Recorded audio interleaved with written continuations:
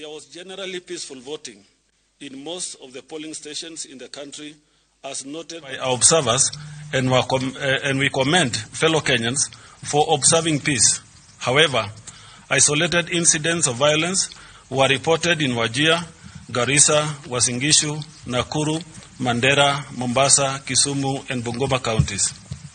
Voter turnout. The voter total turnout as per now is at 12,065,803 out of the registered voters of 22,120,158, which translates to 56.17%, which is the lowest ever during a general election in Kenya. Delay in opening of polling stations has also been noted. Delay in opening of some polling stations resulted in some voters giving up and not voting. Also, delays in communication by IEBC. These delays in communication by IEBC on the postponement of election in certain areas were reported. Incidents of violence. We noted with concern a number of incidents of violence in some parts of the country. In this regard, we call upon the Inspector General of Police to be more vigilant and deal firmly with the perpetrators. Reports received by our observers and monitors across the country in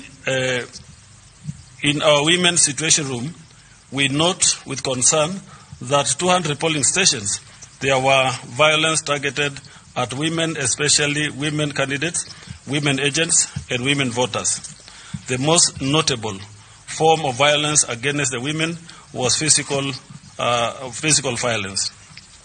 Our call to the country. The National Peace Mediation Team remains observant of the ongoing electoral process, even as tallying of votes still continue in various parts of the country. We call on political leaders and citizens to give IEBC official time as to continue to conduct its constitutional and statutory duty and obligations in this democratic journey. In this regard, we advise against any unreasonable pressure being piled on IEBC. Lastly, whatever the outcome of the presidential election and all other elective positions, we call for calm and restraint from all sides, and whichever party or parties that will feel aggrieved to call for calm among their supporters and pursue the acceptable legal and constitutional means to seek redress.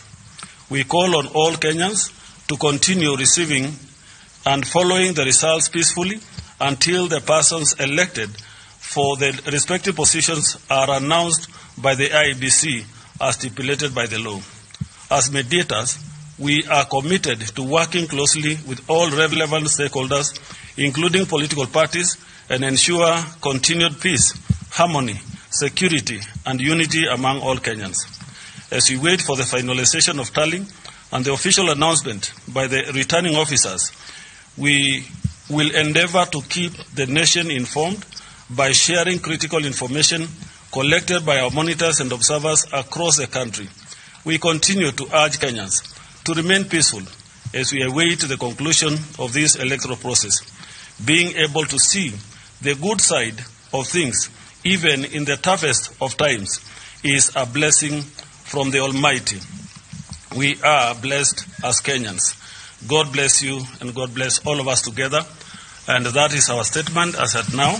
And I'm happy to invite my co-chair, who stood for me the whole of yesterday because I went to the village to vote, to add on something that he may wish to add. Thank you. Thank you. Thank you. Thank you, Chair. Thank you very much. You have said it all, but I would like to take this opportunity to let the Kenyans and the public know that in the National Peace Mediation Team, we also have the Women Wing, right, which is identified as IRCK Interreligious Council of Kenya, eminent women who have these, under their framework, the Women's Situation Room here. And with us here, I would like to introduce the chair lady who's heading the section, Dr. Grace Ogile, and also the deputy chair, Mrs. Sabahat Ahad, to give you an opportunity to say a word or two on the women's situation and how we as a team are handling that. Dr. Grace. Thank you very much.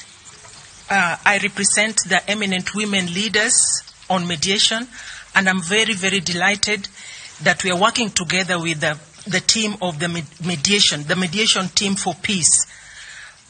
Just to quickly say that our monitors are all over the country collecting data specifically on issues of violence against women. As we are receiving the information from the field, we'll come back again to let you know exactly what we have gathered with data. At the moment, the first day indicated that women, as was read, are facing violent issues at all levels. We preach for peace and mediation. Thank you very much. Thank you.